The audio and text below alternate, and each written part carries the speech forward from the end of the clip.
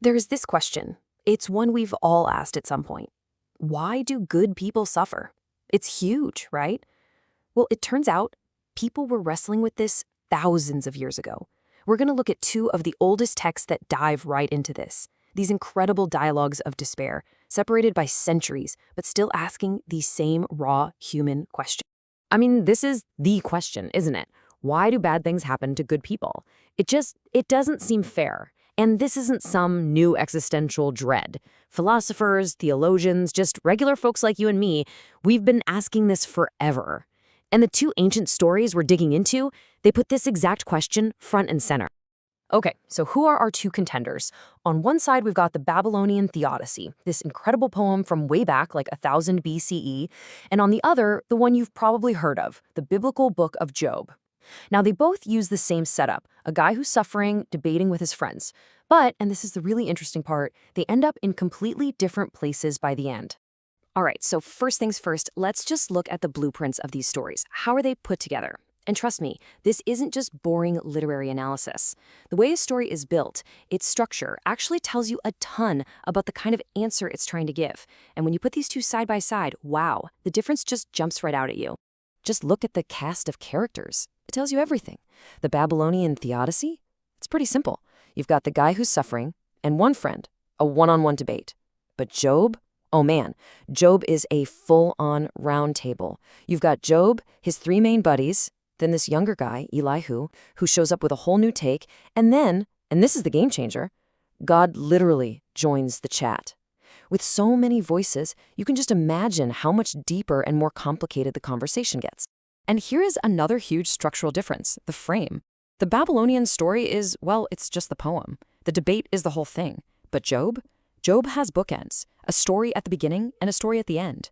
And that opening gives us that famous cosmic backstory, right? The wager between God and the accuser. This changes everything, because we, the audience, are in on a secret. We know why this is happening, even when the characters in the middle of the poem have no clue. Okay, let's get into the meat of it, the argument itself. When the friends show up, what do they actually say? Are they there to help? To accuse? Well, their approaches are like night and day. So the friend in the Babylonian story, he's actually pretty sympathetic, you know? He doesn't point fingers. He basically just says, listen, who knows what the gods are thinking? Their plans are totally beyond our understanding. It's a very humble approach. But let's be real, it doesn't give the poor sufferer much to hold on to. It's not really an answer, is it? Job's friends, on the other hand, wow, they are relentless. They've got this one single idea stuck in their heads. It's called retributive justice. The logic is simple. God is fair. You are suffering, therefore you must have done something wrong. So their comfort turns into this brutal interrogation. They just keep hammering him. Confess, what did you do? They'd rather have a tidy universe that makes sense than have a friend. And this all boils down to how each guy sees himself in relation to the divine. In the Babylonian world, humans are basically seen as slaves to the gods who can do whatever they want. But Job sees things completely differently. He makes this totally radical claim. He's not a slave, he's a partner in a covenant, a deal. And because of that, he believes he has the right to argue his case directly with his creator. I mean, think about that. It's this incredible claim for human dignity. So this all leads to the big moment, the climax. After all the back and forth, all the pain and the poetry, does anyone from on high actually answer? Does the divine finally break the silence? This, right here, is probably the single biggest difference between these two stories. Yeah, this is what it all comes down to, right? After all of that debate and all that pain, is anyone even listening? In the Babylonian Theodicy, the answer is silence. A deafening silence. The poem just ends. The gods don't show up. They don't say a word.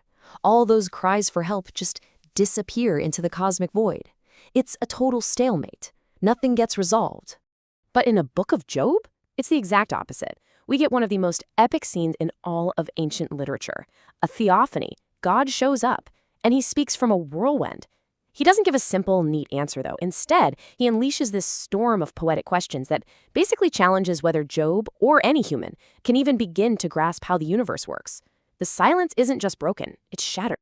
So, where do we land? How did these stories wrap up? Because the ending of each one gives us a totally different vision of what justice looks like and what our place in the world really is. The Babylonian story just kind of fizzles out into this bleak, pragmatic compromise.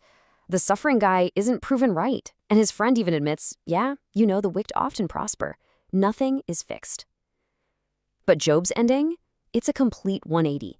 God shows up, tells the friends their theology was terrible, and then praises Job for being honest. And then he restores everything, his health, his family, his fortune, and doubles it. It's a total, absolute vindication. Okay, let's just recap and pull this all together. You can see the scale is totally different. The theodicy is really focused on social problems. Why do the rich get away with everything? But Job takes that question and blows it up to a cosmic level. He's not just questioning society, he's questioning the very fabric of creation. And that bigger question leads to all the other differences we talked about. Divine silence versus a divine appearance, a stalemate versus total vindication, and a human seen as a slave versus one who dares to be a covenant partner.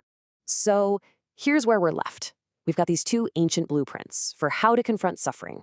One focuses on the brokenness of society and sort of ends with a quiet resignation. The other takes the complaint all the way to the highest possible court, demanding a cosmic accounting. It really makes you think, doesn't it? When we see injustice in our own world today, which path do we follow? Do we seek a pragmatic social fix? Or do we, like Job, dare to look up and demand a cosmic answer?